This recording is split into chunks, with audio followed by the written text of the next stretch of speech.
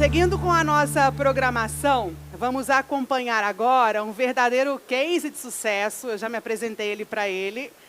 É um sucesso no mercado de alimentos saudáveis. Como um brasileiro conquistou o público norte-americano, se tornando o número 1 no país com sua marca de chips de banana orgânica. Vamos aprender mais sobre esse mercado americano de saudáveis com o empresário Cauê Suplicy, fundador da Barnana, que veio até aqui para prestigiar esse grande encontro da sustentabilidade. Cauê, chega mais, fica à vontade. Pessoal, palmas para o Cauê, por favor. Está sem microfone, ó, chegou o microfone. O palco é todo seu, fica à vontade, viu?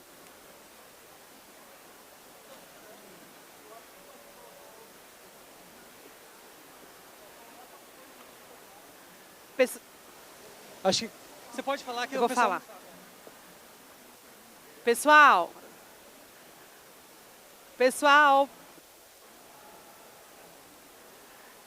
por favor, vocês já conseguiram conectar aí no fone? Fone, canal 2, todo mundo escutando? Então agora a gente vai pendurado na cadeira.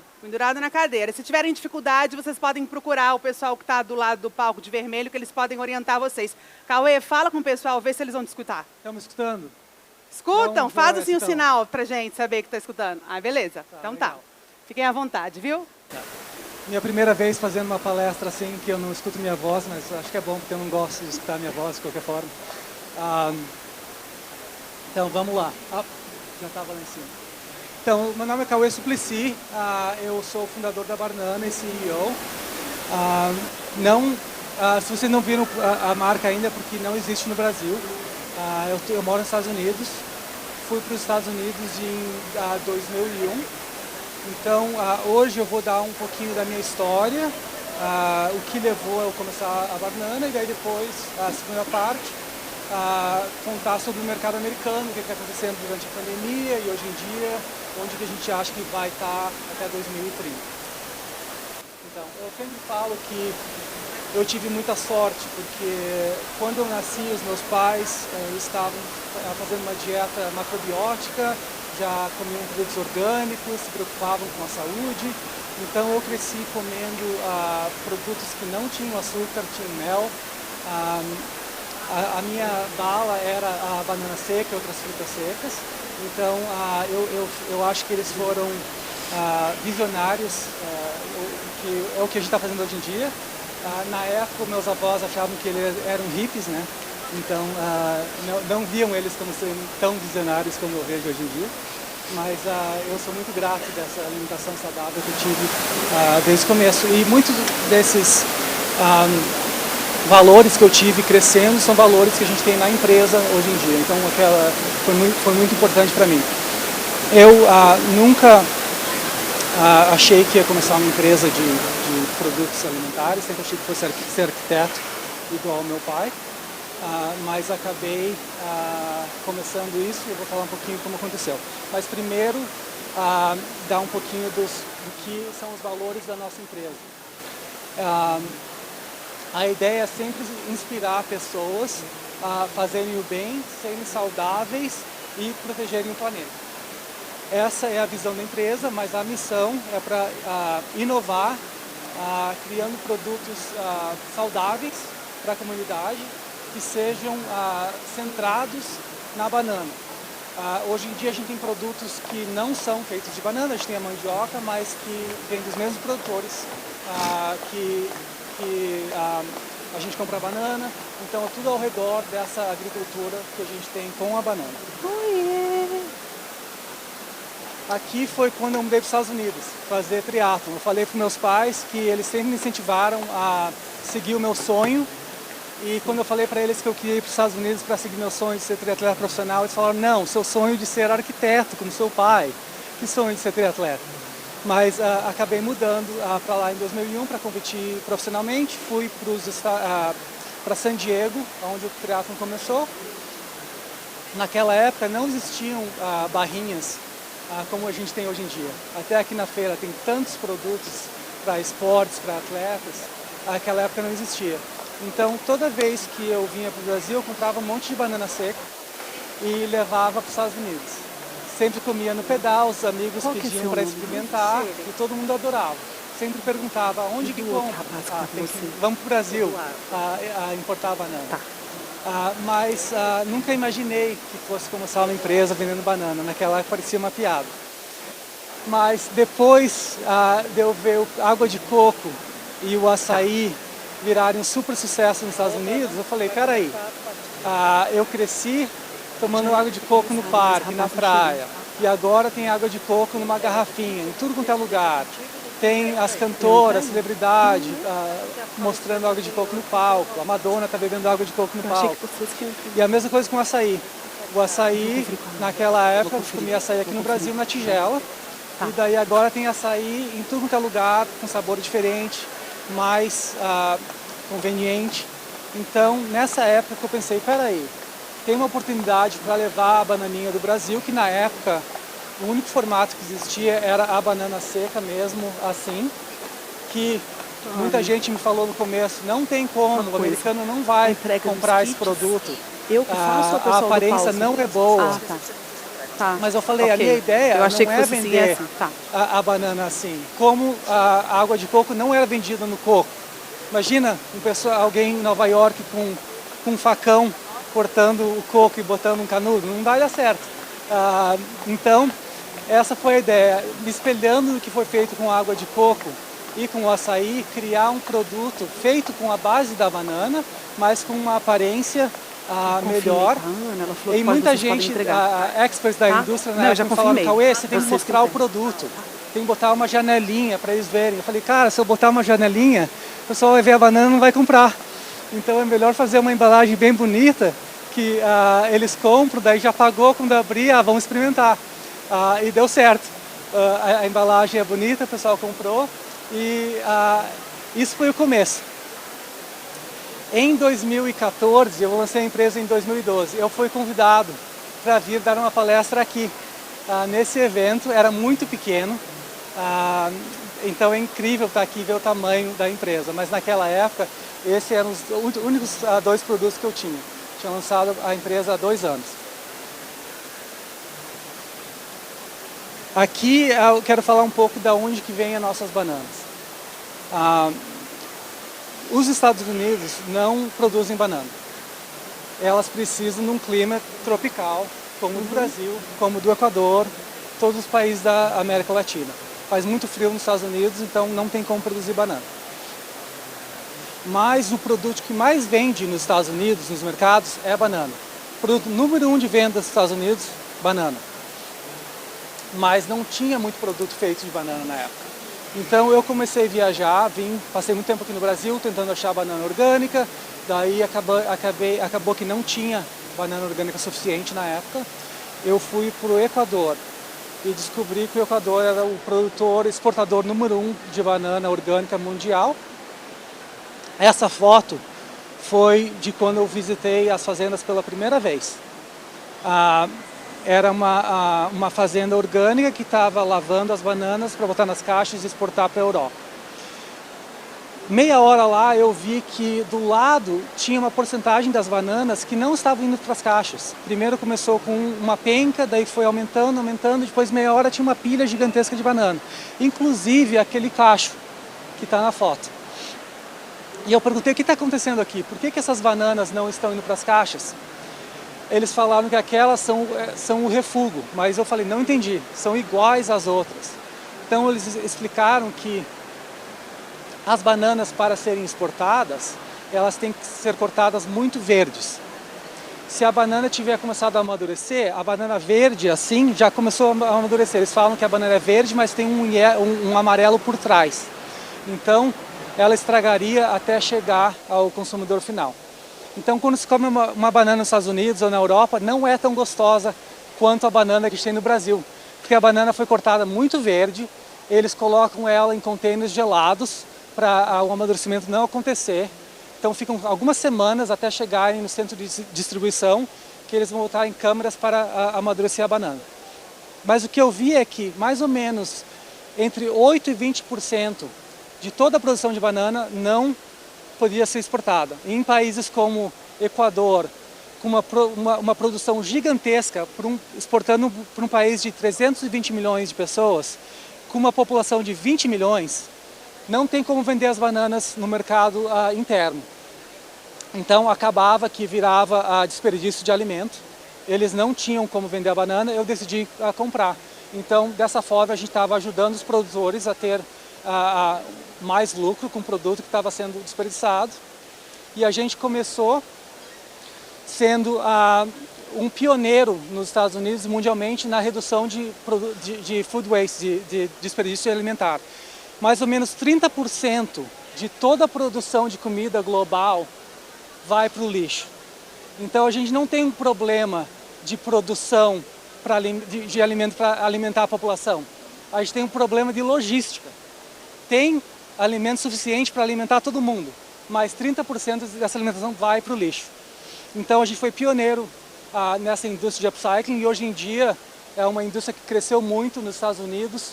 Tem várias empresas trabalhando em todos os setores para tentar reduzir o desperdício de alimentos.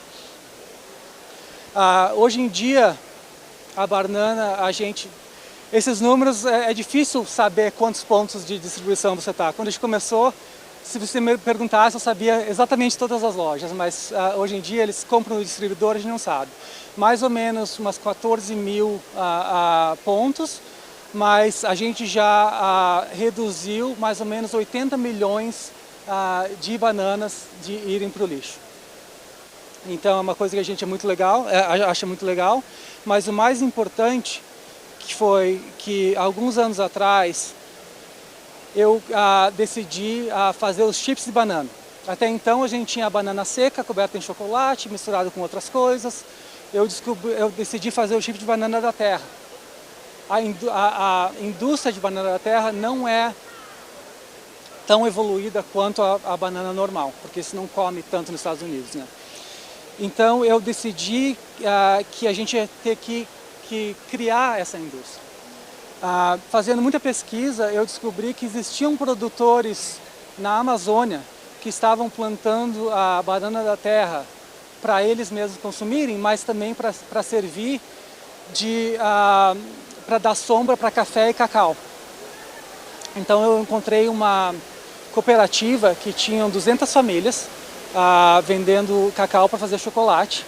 Tinham produção de banana, eles consumiam uma parte dessa produção, mas quase não vendiam nada. Então a maioria das bananas iam para o lixo novamente. O problema é que a logística era muito complicada. Não tinha ninguém que pudesse comprar o volume de todo mundo para justificar coletar todas essas bananas, mas a gente estava disposto a fazer isso e lançamos a banana da terra com essas famílias. Hoje em dia a gente tem as duas linhas de produtos, né? E quanto mais a gente crescer, mais a gente ajuda essas famílias. Aqui, para vocês terem uma ideia, como a gente coleta as bananas. Então, começamos com 200 famílias. Hoje em dia a gente tem mais de 1.500 e tem mais ou menos 12 mil pessoas que recebem salário por causa da banana. Não foi um negócio fácil e a gente sempre... Opa, passou bem para frente, vamos ver. Vocês conseguem voltar para mim? Então, eu na época que eu comecei a empresa, a indústria decidiu ou falou para a gente que não era possível crescer uma empresa que trabalhasse com produtos com agricultura familiar, com agricultura regenerativa. É uma coisa que a gente achava que não era possível. Eles falaram que agronegócio é o único jeito, tem que ter máquina grande, tem que ter monocultura.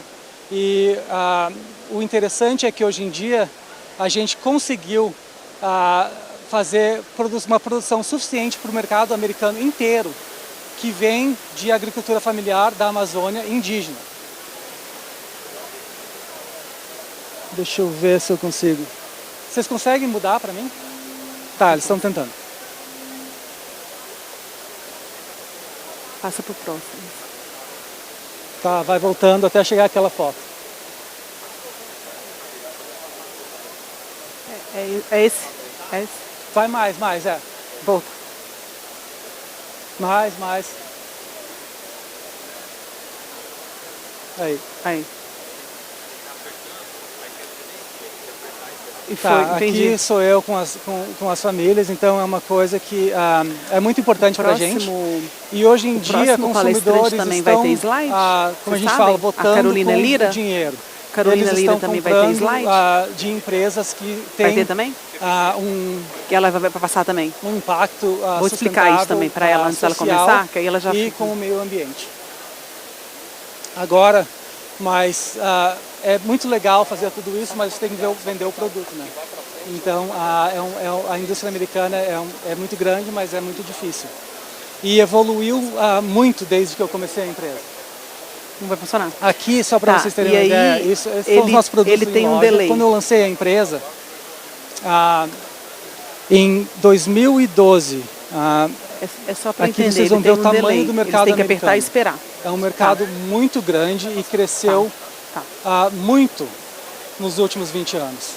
E eu acho que, de certa forma, espelha o mercado brasileiro. E quando eu tive aqui em 2014, essa feira era muito pequena. Então, olhando a quantidade de empresas aqui, deve ser parecido também. Eu acho que teve um crescimento muito grande. Mas o que aconteceu também é que a indústria se consolidou e ficou muito cara. Então, naquela época, em 2012, quando eu lancei, eu consegui aqueles displays, era mais relacionamento. Você falava, dava um desconto para a loja, conseguia um display hoje em dia. Desde que a Amazon comprou o Whole Foods, para eu conseguir um display daquele em todas as lojas, custa $40 mil. Só para você ter um lugar na loja. E você tem que ter uma equipe ainda para ir lá e ter certeza que eles estão colocando o display. Você tem que lembrar de às vezes você paga e não coloca um display. Então eu estou falando isso e mostrando pegando lá na filmagem. O pessoal aqui no Brasil vê o tamanho e o potencial dos Estados Unidos. Agora mas sempre mais cedo estava ligado, estava falando, estava saindo lá. Então quando eu terminar, descer do palco, você desliga. Estados Unidos. Conheci uma empresa aqui hoje também, lançaram 8 meses atrás, o negócio é difícil, sabe o potencial dos Estados Unidos, fala, não, eu quero levar para os Estados Unidos, você acha que tem potencial? Potencial tem, né? Mas a chance de você ir e perder tudo e não dar certo é muito grande. Então, a minha recomendação para todo mundo que está lançando uma empresa, foca no Brasil, foca onde você está. Quer lançar nos Estados Unidos? Muda para lá, cria uma equipe lá, entende o mercado. E mesmo assim, não quer dizer que você vai dar certo. Às vezes não é só dinheiro, é estar no lugar certo na hora certa, é ter sorte, é conhecer as pessoas certas, é ter um produto bom. Então são tantos fatores para uma empresa ser bem sucedida. Tem o potencial, mas tem um risco muito grande também. Agora vamos falar um pouquinho do que aconteceu nos últimos anos, desde a pandemia. Foi uma loucura, foi muito difícil na indústria de alimentos você fazer o forecasting, porque você vê aquela linha amarela para cima, essa foi como explodiu o grocery store ou os snacks, a indústria que a gente está. Isso que aconteceu, porque o que aconteceu? Os restaurantes fecharam, todo mundo comia em casa. Então aquilo está refletindo as vendas porque as pessoas não estavam comendo fora. Todo mundo comprando produto online ou nos mercados, mas não comendo fora. Todo mundo fazendo em casa. Logo depois de alguns meses começou a abrir e as vendas começaram a cair, como vocês estão vendo. Desses 300 milhões do mercado americano, mais ou menos 200 milhões são snacks e bebidas. Então, comidas e bebidas. Então, é uma porcentagem bem menor, que seria dos suplementos, 63 milhões. E hoje em dia, o que está crescendo mais são os Sports Nutrition. Tem muitos produtos aqui para atletas. No começo da pandemia, os suplementos para sistema imunológico, para se proteger de vírus, cresceu muito. Hoje em dia o pessoal está saindo mais, está fazendo mais exercício, então a parte de suplemento para fazer esporte está crescendo muito mais.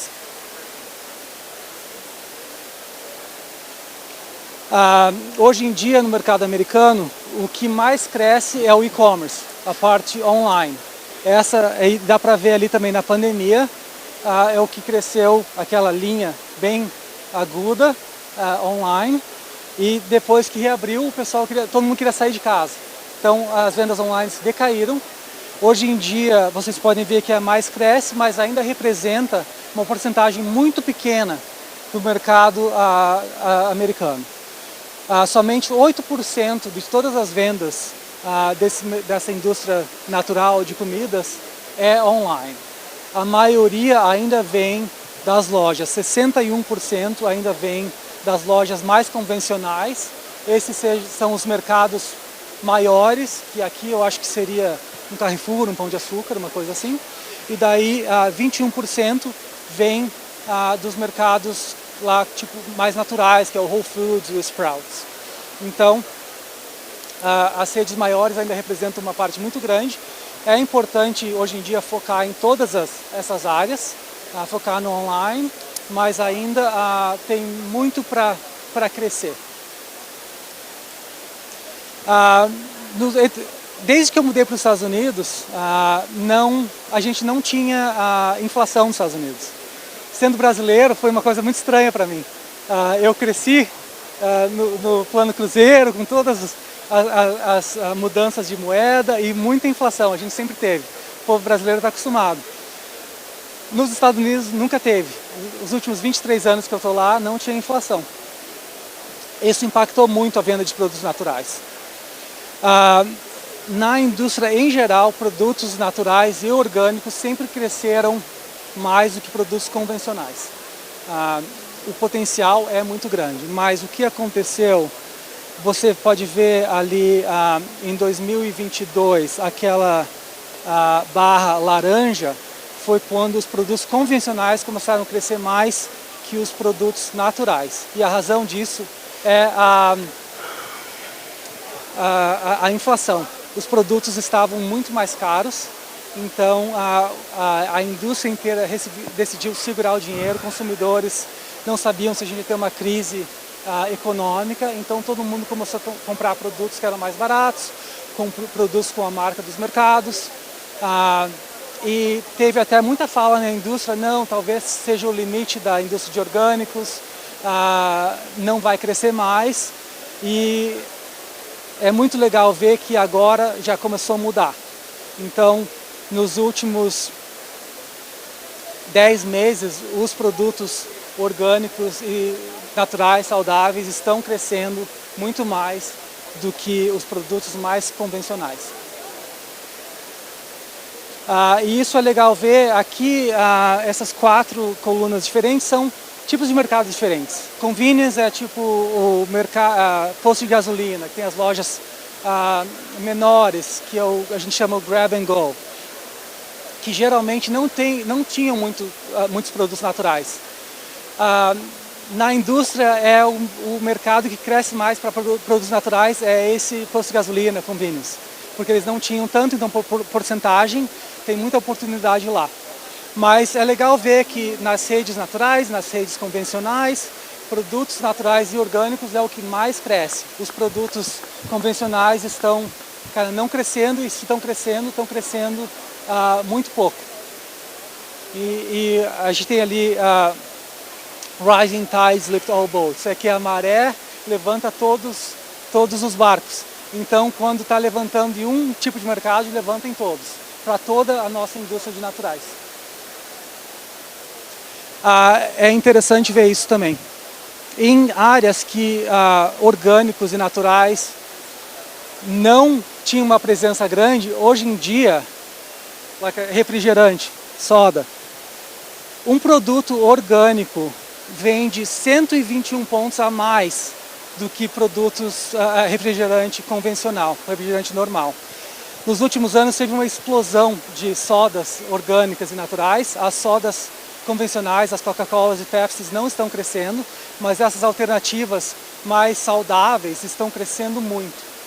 E consumidores mais jovens, você pode ver ali, 65% de todos os consumidores falaram que se tiver uma opção orgânica de um produto parecido, com o preço não for muito mais alto, eles estão dispostos a pagar mais e 65% deles comprariam os orgânicos. E na geração mais nova, isso pula para 85%, porque elas estão começando a entender que produtos orgânicos naturais, eles têm um valor nutritivo muito mais denso, tem muito mais nutrição no mesmo produto se for orgânico. Mas você pode ver ali até em pizza e macarrão, que geralmente você não imaginava que orgânico seria uma força. Isso você pode ver que vale a pena. Os consumidores estão comprando e essas empresas estão crescendo muito mais. Aqui é interessante também, como eu falei no começo da palestra, quando os restaurantes fecharam, os produtos em mercados explodiram. Quando os restaurantes e o mercado reabriu, as pessoas estão comendo fora, não cozinhando tanto, começou a cair e continuou caindo. Mas nesse primeiro trimestre de 2024, foi os primeiros 3 meses que as grocery stores, os mercados, começaram a crescer novamente. Então, a gente espera que isso continue como antes. Você pode ver, porque e agora já está na mesma linha histórica. Mercados estão vendendo a mesma quantidade de produtos que eles vendiam antes, e começou a crescer novamente. Foi o primeiro trimestre que o Whole Foods viu um crescimento, e eu vi também com a nossa própria empresa, as nossas promoções comparadas com esse ano, venderam 20% mais do que a mesma promoção do ano passado. E com a inflação, como eu falei, pela primeira vez a inflação nos Estados Unidos, a gente pode ver aqui, impactou muito. Então, consumidores estavam trocando por produtos mais baratos. Todo mundo teve que aumentar os preços. Para vocês terem uma ideia, a minha banana da terra, que a gente faz os chips de banana, eu pagava o frete do azeite de coco, custava mais ou menos $3.000, só o frete. Teve um momento que foi para 18 mil. Então você imagina o nosso custo. A nossa margem diminuiu, a gente teve que passar um pouco para o consumidor, então os produtos em todos os mercados aumentaram. Eu estava falando com o CEO da Bolt Foods, ele falou que ele visita os Estados Unidos sempre. Antes da pandemia ele comprava barrinha lá nos Estados Unidos por $2, agora está $4. Então, impactou muito. Hoje em dia a gente está vendendo muito mais, 28% das nossas vendas são em promoção. Então, que antigamente o consumidor comprava mais no dia a dia, agora eles estão esperando para a promoção, e as promoções são maiores do que eram antes. O everyday low price é o preço que você vende o seu produto no dia a dia.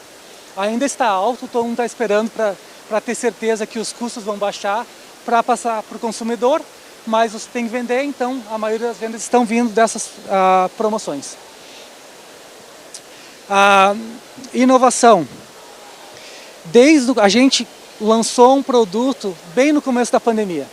Várias empresas lançavam produtos, a inovação acontecia muito mais rápido. A gente lançava muito produto para ver se dava certo. Praticamente toda a inovação nos últimos 4 anos não deu certo. Consumidores compravam produtos que eles já conheciam, produtos que eles já sabiam que gostavam, porque o valor era mais alto, então eles não estavam dispostos a experimentar um produto que talvez eles não gostassem. Então você pode ver que os últimos 3 anos a inovação ainda acontece, mas a quantidade de produtos novos diminuiu muito. Então quando a gente vai inovar, a inovação demora mais, você faz um pouco mais de planejamento, você talvez lança um sabor novo do seu produto, não tenta lançar um produto que é muito diferente, porque a educação do consumidor demora muito, e como todas as empresas têm menos dinheiro, a gente está tentando, lançar produtos que vai dar certo. Aquela ideia que a gente inovava, lançava produtos para ver se estava certo, ninguém mais faz isso. Então, inovação ainda existe, mas diminuiu muito, não só nos produtos naturais, mas também produtos convencionais, produtos specialty, produtos mais caros. Todo mundo está segurando um pouco a inovação. Ainda acontece, como eu falei, mas não tanto quanto antes. Isso aqui reflete bem esse slide, o que eu falei quando eu vim aqui em 2014 até hoje em dia. Quando eu lancei na Expo West dos Estados Unidos até hoje em dia. A indústria cresceu muito, explodiu. Quando eu lancei naquela época, se a empresa estivesse fazendo 10 milhões, e não precisa fazer a conversão, 10 milhões de reais, 10 milhões de dólares.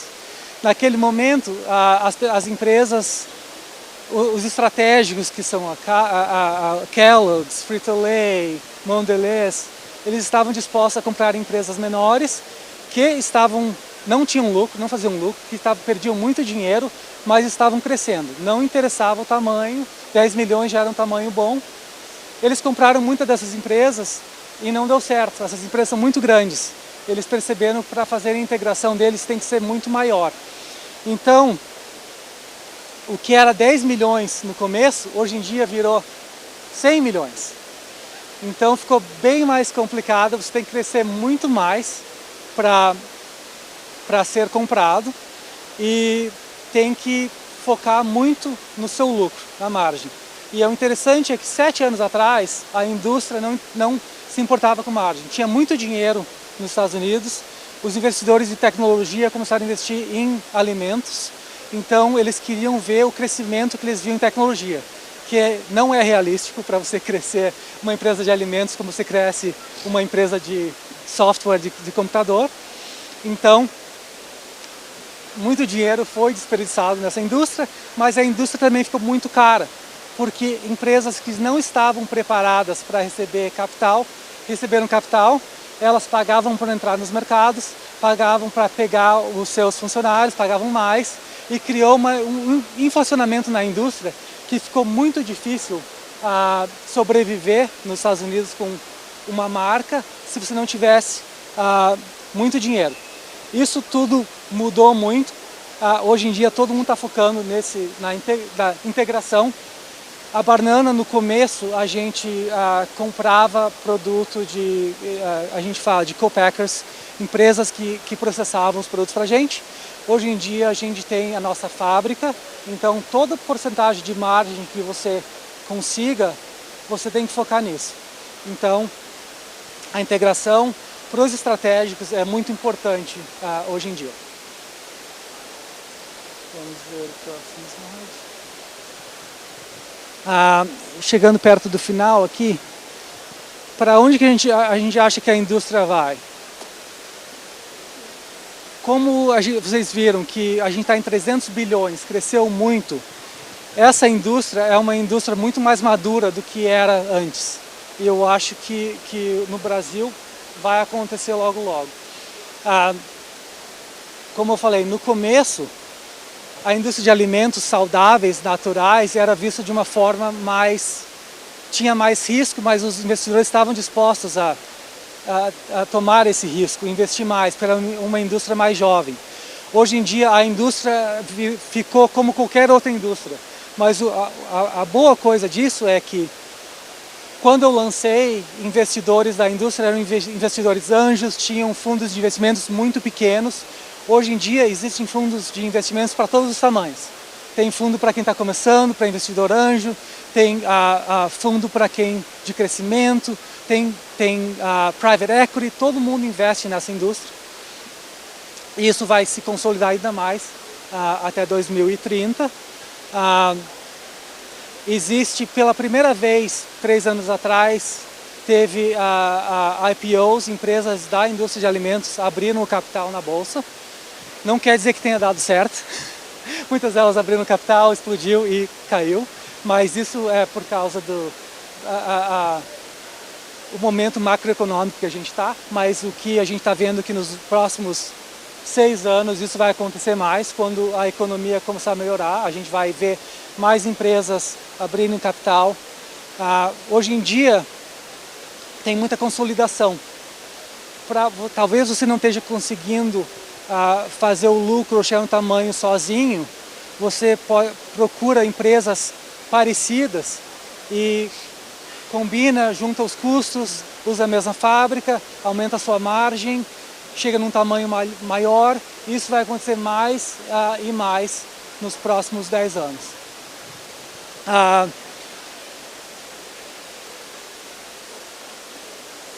O trend da indústria, como eu falei, é rising tides, a maré levanta todos os barcos. 10, 15 anos atrás tinha uma empresa, um produto que focava na sustentabilidade, outro focava na parte social, outros na agricultura regenerativa. Hoje em dia está tudo meio ficando igual, todo mundo está se ajudando e todos estão crescendo da mesma forma. Então, é um momento, eu não sei se é no Brasil igual, nos Estados Unidos é um momento interessante, um momento de transição, mas a indústria ainda está crescendo, ainda tem muito potencial, e eu acho que aqui no Brasil é bem parecido. Aqui, pegar meu carro de banana e ir embora. Chegou o final da palestra, mas é parte do nosso marketing, a gente fez, tinha um carro de banana. E eu deixei um tempo aqui para a gente fazer um bate-papo, perguntas. Eu não sei como é que a gente vai fazer as perguntas agora, se tem um microfone que vai, eu vou escutar. Tá, falando mais perto. Tá, então é isso aí. Se alguém tiver pergunta, alguma pergunta? Lá, ó. Tá, tem um microfone. Mic. Tem o Mickey? Lá, a mocinha de verde lá, olha o estrado.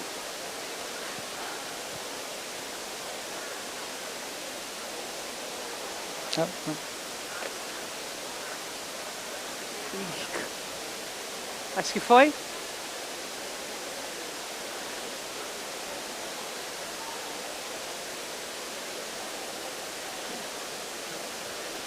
Não foi. Tá. E se eu falei alguma coisa errada em português, pode me corrigir também. Complicado. Eu acho que a minha última palestra em português foi aqui em 2014. Então, espero que eu não tenha falado muita coisa que vocês não tenham entendido. Tá muito bom. Pode, passa. Olha lá, ó. Oi, Cauê, eu sou a Isis, repórter da Mercado e Consumo. Achei muito bacana a sua palestra, trazer todo esse aprendizado para a gente. Quando você se refere, né, a esse momento pandemia e pós-pandemia, com essa linha, né, da alimentação fora do lar, diminuindo na pandemia, crescendo agora, e o inverso do supermercadista. A indústria já tem trazido, e se tem, né, o que você pode citar de exemplo, mesmo da sua empresa, produtos que possam ser usados nos restaurantes? Você diz produtos industrializados? Que esses produtos orgânicos, antes consumidos em casa e que a gente pode comprar, né, no supermercado, eles já são adquiridos pelos restaurantes, né, como parte dos ingredientes, digamos assim, da sua oferta, né, de cardápio, nesse sentido.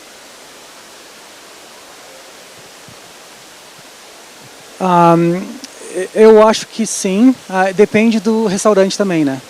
Eu acho que a cultura brasileira é um pouco diferente disso, então acho que tem mais oportunidade, mais fast food nos Estados Unidos, que você pode vender produtos que sejam mais industrializados do que aqui no Brasil.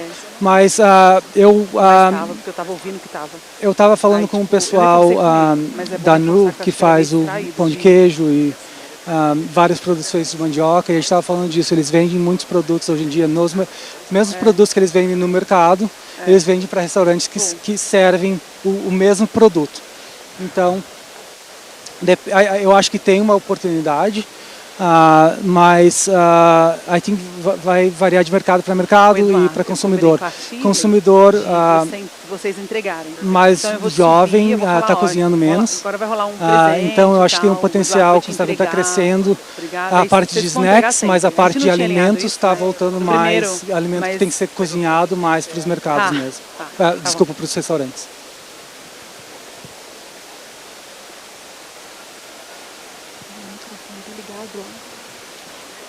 Me chamo Bárbara, sou estudante de nutrição. Sobre o que a colega perguntou ali sobre a área da alimentação, lá nos Estados Unidos a gente já tem uma noção que a alimentação deles é um pouquinho complicada, né? Tá ligado ainda?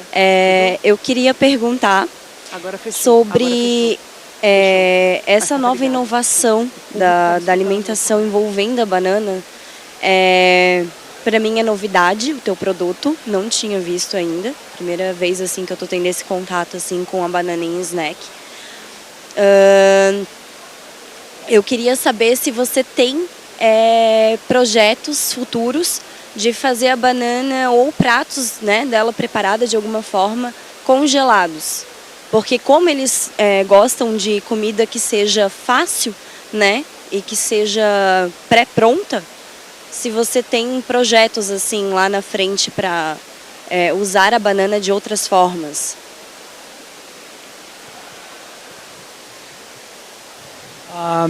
Já pensamos muito nisso. Nos Estados Unidos tem os hispanos, a parte hispana tem muito mexicano, muito cubano, da América Latina em geral. Esse tipo de produtos, a banana ou mandioca congelada, existem nos mercadinhos hispanos. O problema é para entrar no que a gente chama de mass market, nos mercados mais convencionais que americanos compram, é a educação do consumidor. E também a pessoa que você vai conversar é uma pessoa diferente. Então, para manter você tem que encontrar uma pessoa especializada que fala com o comprador de congelados. Você vai ter que entrar num caminhão congelado. Então, você não tem os ganhos que você teria. E hoje em dia, como eu falei, o mais importante é focar no lucro, nos ganhos e trabalhar inovar em produtos que são parecidos, que você tem melhora a sua margem na sua fábrica, que você melhora a sua margem no seu transporte e que você está do lado dos outros produtos na loja. Então, sim, I think existe muito potencial para o futuro, mas hoje em dia, nesse momento, a gente tem que focar em produtos que os consumidores já entendem, porque é mais fácil um consumidor que já compra a banana comprar um produto que é parecido do que um produto que é totalmente diferente. Eles já estão acostumados a comprando outros produtos de outras marcas. Então, eu acho que tem um potencial, mas é uma coisa mais a longo prazo.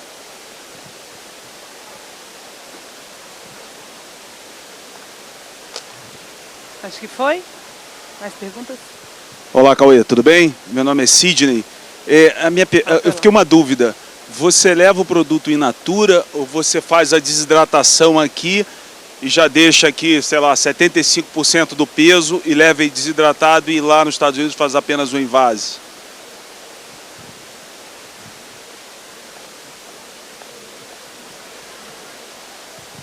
A gente só está com o microfone, então tem que ficar indo e vindo. A gente faz, como você falou, não faria sentido mandar o produto, container do produto in natura. Então a gente faz a desidratação perto das fazendas. O processo inicial é feito onde a gente produz ou planta o produto. A gente, depois, parte do processo é feito nos Estados Unidos. A banana seca, a gente seca ela, manda para os Estados Unidos, faz a parte do chocolate, mistura com coco, mistura com a manteiga de amendoim nos Estados Unidos. Os chips a gente faz a fritura perto da onde a gente produz e daí o envasamento é nos Estados Unidos. Porque, como você falou, não faria sentido mandar o produto, e mesmo porque a gente compra as bananas que já não podem ser transportadas porque elas vão amadurecer. Então, se você fizer o chip de banana verde e eu esperar a banana chegar nos Estados Unidos, vai ser um chip de banana madura, que é totalmente diferente. Então, a gente tem que fazer esse processo mais perto das fazendas mesmo.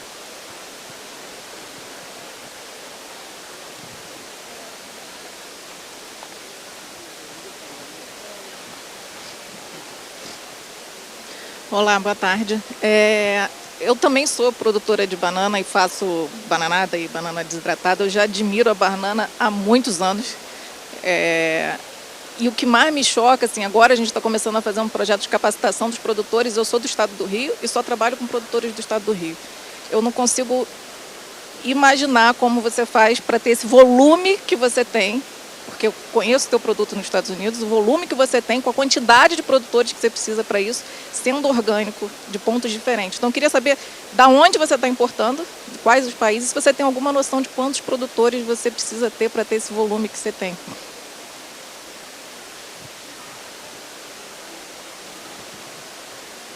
Posso te pedir um favor? Eu tinha no começo da apresentação só da banana da terra, são 1.500 famílias na Amazônia, famílias indígenas na Amazônia. Então, como eu falei, não era uma coisa que a gente achava que era possível. Você acha que tem que ser uma monocultura industrial. A gente conseguiu fazer isso, demorou, mas deu certo, porque a gente começou com 200 famílias que já tinham cacau. E o cacau, o café, eles não dão o ano todo. Então, essas famílias faziam um pouco de dinheiro, mas o resto do ano não tinham nenhum salário. Então, o legal da banana é que a gente a vida delas mudou muito. Mais ou menos, o salário delas mensal, o que elas recebem mensalmente, aumentou 4 vezes do que tinha antes, por causa da gente. Então, foi complicado, mas deu certo. Então, eu gosto sim de falar disso porque a gente acha que não tem como produzir tanto. Tem, demora um pouco mais, mas também é uma vantagem. Quando você colocou isso no lugar, é muito mais difícil alguém tentar e começar um produto parecido com o seu, porque você criou essa indústria de certa forma. Então, é complicado, mas é vantajoso também. Ainda tem um ali. Como estamos de tempo? Quando eu terminar a palestra dele, eu vou precisar subir no palco. Cauê, parabéns pela sua empresa. Obrigada pela sua apresentação. E eu tenho uma pergunta com relação ao negócio. Como que você montou seu plano de negócios, visto que era um produto novo nos Estados Unidos? Em que você se baseou? Em quais indicadores para colocar energia em construir uma empresa com produtos que você desconhecia naquele mercado? E eu depois subo. Tá.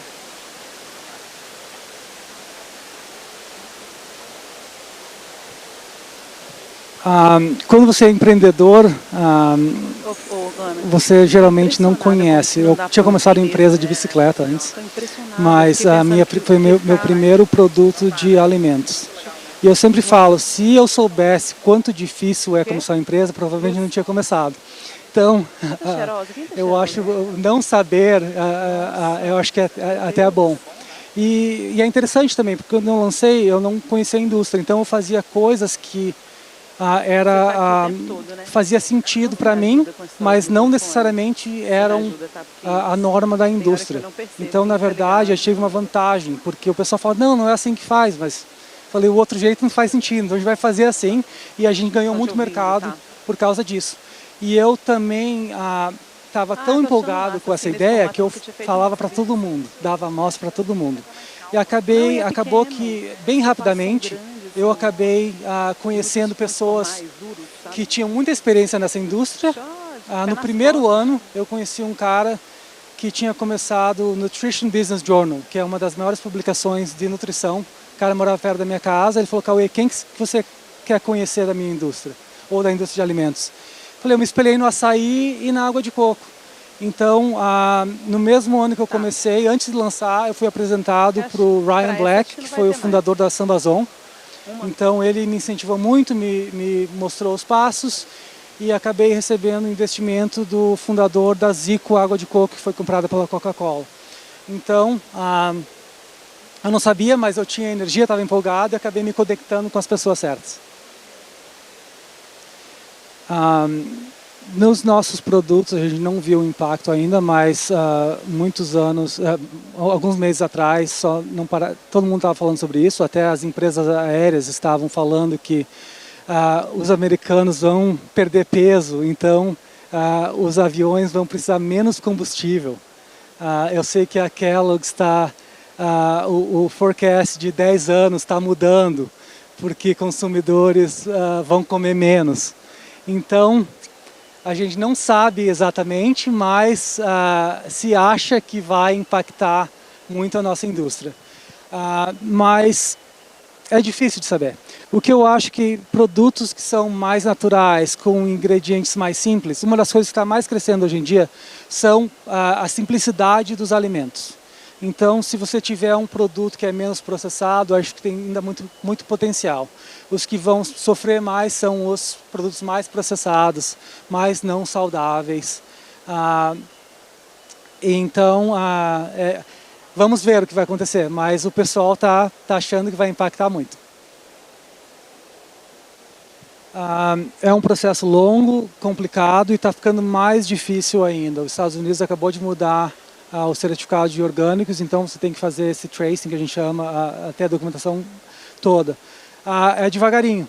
A gente paga o certificado, a gente organiza tudo, então a gente está bem envolvido nesse processo para ter certeza que os produtos são orgânicos e que não tem nenhum problema. Muitas vezes a gente tem produtos que não são orgânicos também, porque um dos maiores problemas da indústria de orgânicos é as empresas falando para os produtores, transforma orgânico que eu compro.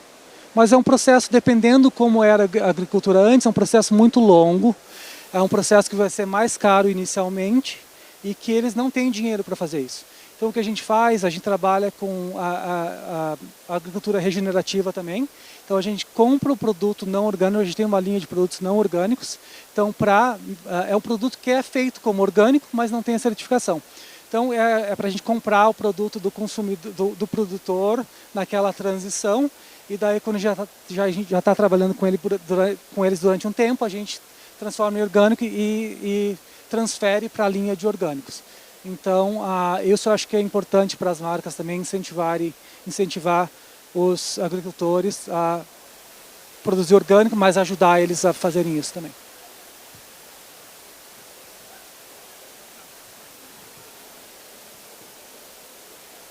Mais alguma pergunta? Já passou meu tempo faz um tempo aqui. Oi, Cauê. Aqui. Aonde? Eu tô aqui no cantinho. Não achei. Aqui. Aqui.